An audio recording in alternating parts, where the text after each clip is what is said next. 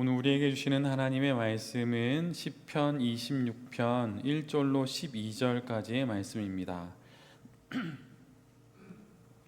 시편 26편 1절로 12절까지의 말씀을 한 절씩 교독하고 마지막 절은 같이 보도록 하겠습니다.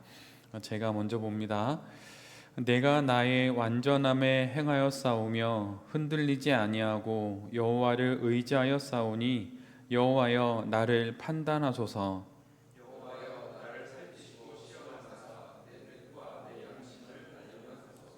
주의 인자하심이 내 목전에 있나이다. 내가 주의 진리 중에 행하여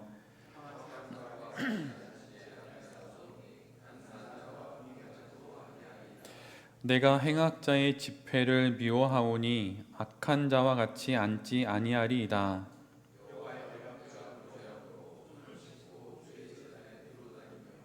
감사의 소리를 들려두고 주의 기이한 모든 일을 말하리이다.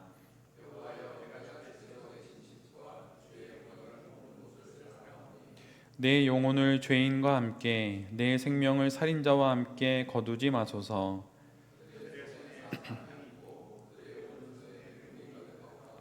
나는 나의 완전함에 행하오리니 나를 속량하시고 내게 은혜를 베푸소서.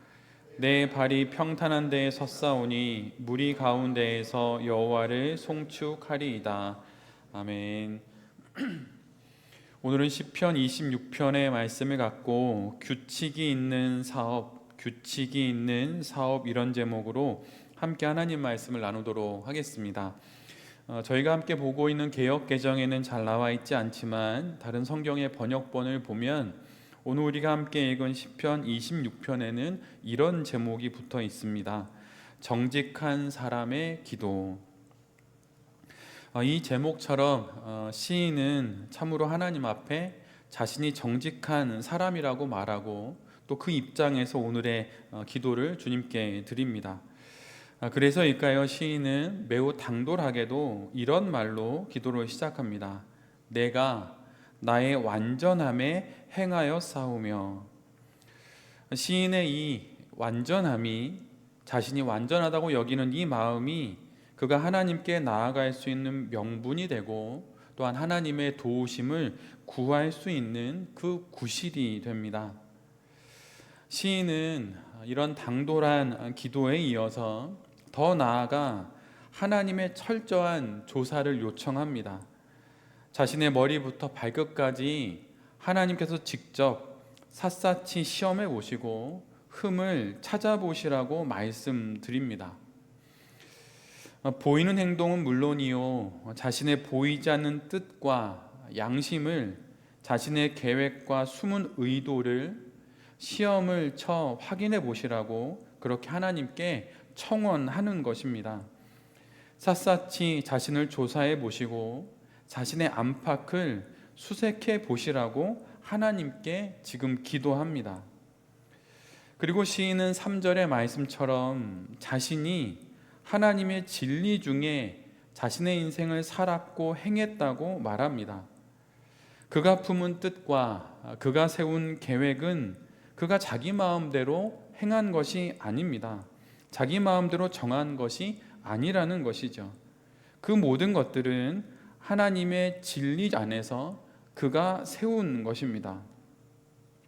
물론 하나님께서 이것을 해라, 저것은 하지 말아라, 이렇게 해라, 저렇게 해라 직접 말씀하시지는 않지만 시인은 온전히 하나님의 뜻에 전부 비추어서 자신은 지금껏 판단해 왔고 행동해 왔다고 그렇게 말합니다. 그렇게 살았던 자신의 삶을 조사해 보시라고 시인은 하나님께 말씀드리고 있는 것이에요. 그리고 더 나아가 시인은 이제 이렇게까지 기도합니다. 자신이 맺고 있는 모든 인간 관계에 대해 흠이 있다면 하나님 한번 찾아보십시오. 이렇게 고백합니다. 시인은 시편 1편의 말씀처럼 악인들의 꾀를 따른 적이 없고 죄인들의 길에 발을 얹어 놓은 적이 없으며 허망한 사람들과 함께 어울린 적도 없다고 말합니다. 간사한 사람들과 사귄 적이 없고 그러한 사람들의 무리에 끼려고 한 적도 없다고 말합니다. 그리고 시인은 자신의 이러한 당돌한 기도를 힘입어서 하나님께 이러한 요청을 드립니다. 그러니 하나님, 이제는 저와 함께해 주십시오. 하나님의 뜻과 맞지 않는 사람들과는 함께하지도 않았고 그들 모두를 멀리했으니 그 대신 이제 하나님께서 자기 자신과 함께해 주실 것을 요청합니다. 시인과 함께 하셔서 사악한 것으로부터 자신을 보호해 주실 것을 하나님께 애둘러 말하지 않고 단도직입적으로 말씀드리는 것이에요. 함께 주셔야만 합니다. 저는 그렇게 살았습니다. 저는 이거를 간구할 수 있을 정도로 그렇게 살았습니다라고 시인은 하나님께 기도드립니다. 그리고 다시 한번 11절에서 1절의 그 말을 반복합니다. 나는 나의 완전함으로 행했습니다. 시인은 시의 처음부터 끝까지 자신이 지켜냈던 그 완전함을 근거로 하나님의 도우심을 적극적으로 요청합니다. 당돌해 보일 정도로 하나님의 도움을 요청하는 것이죠. 우리에게 잘 알려져 있는 수도원은 사실은 많지 않습니다. 그러나 기독교 역사에 보면 아주 신실한 모임이었던 많은 수도회가 있는데 그 중에서 우리에게 좀 낯익은 수도회는 베네딕토 수도회이지요. 근데 그 수도회에 속한 어느 한 사람이 이런 말을 했습니다. 일에 관해서 한 이야기인데, 내가 하고 있는 일의 품질과 내 영혼의 상태는 밀접히 연관되어 있습니다. 내 일은 내 영혼이 어떻게 지내는지를 그대로 나타내 보여줍니다. 사실 이 말은 참으로 우리를 곤란하게 만듭니다. 지금 내가 어떻게 일하는지가 곧 지금의 내 영혼의 상태라는 말이기 때문이에요. 아무도 모르는 숨어있는 내 영혼의 상태가 누구나 보아 알 수 있는 그 보이는 일로 다 드러난다는 말이기 때문입니다. 지금 내가 어떻게 일을 하는지가 곧 지금 내 영혼의 상태입니다. 즉 내 영혼과 내 신앙과 내 일은 분리되지 않습니다. 그래서 기독사업가의 최대의 관건은 아무도 모르는 숨어있는 그 영혼의 상태가 아니라 모두가 아는 바로 내 일의 상태인 것이죠. 증상을 통해 원인을 찾아가는 의사처럼 사업가로서의 내 자신이 드러내는 행동과 일하는 방식이 곧 내 영혼의 상태인 것입니다. 앞서 말씀드린 베네딕토 수도회는 1500년 정도의 역사를 가졌습니다. 근데 그 수도회가 일반 대중에게 잘 알려져 있고 가장 유명한 것은 그 수도회가 가지고 있는 규칙서 때문입니다. 수도원에서 잘 지내기 위해 지켜야 하는 정말 많은 규칙들이 한 권의 얇은 책으로 출간되었고 또 그 내용을 읽어보면 빼곡히 여러 규칙들이 기록되어 있습니다.